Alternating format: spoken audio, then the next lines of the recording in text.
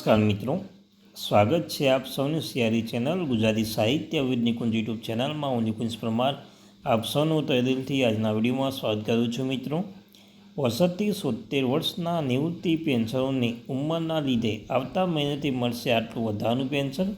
જો મિત્રો તમારી ઉંમર 65 થી 70 વર્ષની ઉંમર છો, એટલે કે 65 થી 76 વર્ષમાં આવી રહ્યા છો અને 70 તમારા આ વર્ષે 70 થયા છે, તમારા માટે એક અગત્યની માહિતી લઈને આવ્યો છું. મિત્રો, તમને આવતા મહિનાથી તમને વધારાનું પેન્શન મળશે. શું સંપૂર્ણ ચર્ચા આજના વિડીયોમાં કરવાના છે. ચર્ચા કરતાં પછી તમે નવા છો તો આપણી આ ચેનલ સરકારી કર્મચારી, નિવૃત્ત કર્મચારી, પેન્શનધારક બાબતે હરેક માહિતી આપણી આ ચેનલ ગુજરાતી સાહિત્ય વિદ નિકુંજ ચેનલમાં મળતી રહેશે.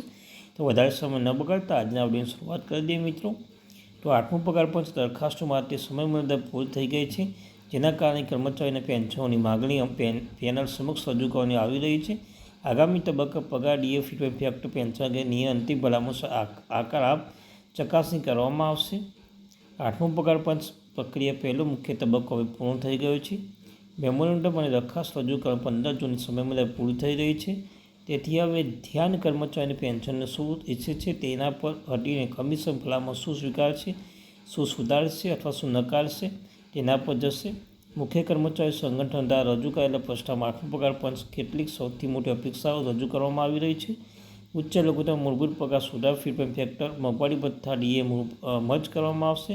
દાયકાના જૂના કુટુંબ એકમ ફોર્મ્યુલા ફેરફાર, ઓપીએસ, એનપીએસ, યુપીએસ ચર્ચા મજબૂત બનશે. મિત્રો, આમ કમિશન અગાઉ સ્પષ્ટતા કરી કે 15 જૂન ઓનલાઈન સબમિશન માટે અંતિમ તારીખ હશે. હવે કોઈ વધારાનો સમય આપવામાં આવશે નહીં. તેમ પણ કહ્યું હતું કે memorandum card, copy, email, PDF version ધ્યાનમાં લેવામાં આવશે નહીં. 8મો પગાર પંચ લઘુત્તમ મૂળભૂત પગાર વધારે. કદાચ 8મો પગાર પંચ પહેલાં સૌથી મોટો સંઘર્ષ સરકારી કર્મચારી લઘુત્તમ પગારની ગણતરી કેવી રીતે કરવી તે અંગેની છે. કર્મચારીના સંગઠન દલીલ છે કે જૂના વપરાશ પદ્ધતિ પર આધારિત હાલની પદ્ધતિ હવે આધુનિક ઘરોની નાણાકીય વાસ્તવિકમાં પ્રતિબિંબિત કરતી નથી.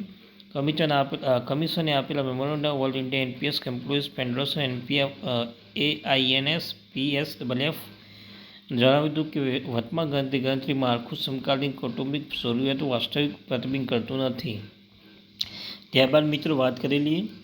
ફેડરેશન દલીલ હતું કે રાજ્ય સરકારી કર્મચારી આરોગ્ય સંભાળ, ગુણવત્તાયુક્ત શિક્ષણ હેઠળ ડિજિટલ કનેક્ટિવિટી, પરિવહન અને વૃદ્ધ માતા પિતા સંભાળ પાછળ ખર્ચ કરવો પડે છે. જે ખર્ચ કાં તો ગેરહાજર હતા અથવા જૂના વર્તન સૂત્રો ડિવાઇસ કરવામાં આવે. ત્યારબાદ નોંધપાત્ર રીતે ઓછા એવી માંગ કરી છે. હાલના 3 પરિવારના યુનિટ ફોર્મ્યુલા 5 ફેમિલી યુનિટ સુધારીને લાગુ કરવામાં આવે છે, કારણ કે વર્તમાન પદ્ધતિ આધુનિક કર્મચારીની વાસ્તવિક નિર્ભરતા બોજને ધ્યાનમાં લેવામાં આવે છે. મિત્રો, નિષ્ફળતા જાય છે કારણ કે નિર્ભરતા બોજનું પ્રતિનિધિત્વ કરતું નથી. આ યુનિયન શા માટે ખોરાક ખર્ચ અને કેલરીના સૂત્ર પર પ્રશ્ન ઉઠાવી રહ્યું છે? તો ઉચ્ચ લઘુત્તમ મૂળભૂત પગારની માંગ પરંપરાગત રીતે લઘુત્તમ વેતનની ગણતરી કરવાની રીત સાથે ગાઢ રીતે જોડાયેલી છે. અગાઉના પગાર ખોરાકની જરૂરિયાતો આધારિત ફોર્મ્યુલા પર આધાર રાખતો હતો, જેમાં પ્રમાણભૂત પરિવહન 3490 કેલરી, ધોરણ, કપડાં, રહેઠાણ અન્ય આવશ્યક ખર્ચનો સમાવેશ થતો હતો. મિત્રો, આમ જો કે કર્મચારી સંગઠન દલીલ કહે છે ખોરાક એક મહત્વપૂર્ણ ઘટક રહ્યો છે, પરંતુ આધુનિક ઘરગથ્થુ ખર્ચમાં નોંધપાત્ર ફેરફાર થયો છે.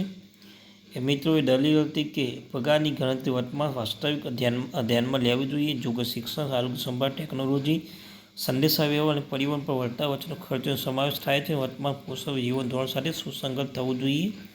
અંતમાં વાત કરી લઈએ કે ફીડબેક ફેક્ટર નવા પગાર પંચ હેઠળ મૂળભૂત પગાર સુધાર કરવામાં આવે છે.